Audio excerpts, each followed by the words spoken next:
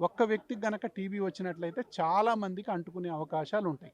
మహిళల్లో అయితే ఇది ఇన్ఫర్టిలిటీకి దారితీస్తుంది, అంటే సంతాన లేమికి దారితీస్తుంది.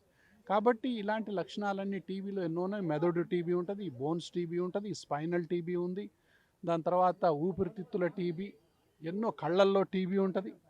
టీబీ ఎఫెక్ట్ కాని పార్ట్ అంటూ లేదు, టీబీ ఎఫెక్ట్ కాని మనిషి అంటూ కూడా ఉండడు. ఈ దేశంలో చాలామంది ఇప్పటికే టీబీ బ్యాక్టీరియా మన అందరి లోపల ఉన్నాయి. టీబీ బ్యాక్టీరియా మనందరి లోపల ఉన్నాయి ఆల్రెడీ. అవి మనం ఇమ్యూనిటీ పడిపోతే అవి పైకి లేస్తాయి. అంటే గుంటకాడి నక్కలాగా టీబీ బ్యాక్టీరియా మన బాడీలో ఉంటుంది. మన ఇమ్యూనిటీ తగ్గగానే అది పైకి వస్తుంది, మన ఊపిరితిత్తులో పవర్ తగ్గగానే అది పైకి వస్తుంది. కాబట్టి న్యూట్రిషన్ ఇంపార్టెంటు, దాని తర్వాత మనం ఆహారపు అలవాట్లు ఇంపార్టెంటు, మన ఎక్సర్సైజ్ ఇంపార్టెంటు. సో ఇవన్నీ కూడా అంటే ప్రభుత్వం అనేది 2030 కల్లా దీన్ని అంతం చేయాలని చూస్తుంది. దానికి డాక్టర్లు కానివ్వండి, సమాజం కానివ్వండి, ప్రభుత్వం కానివ్వండి, ఎవరు చేసేటటువంటి బాధ్యత వాళ్ళు చెయ్యాలి. దాదాపు 10 లక్షల మంది టీబీతో చనిపోతున్నారు సంవత్సరానికి.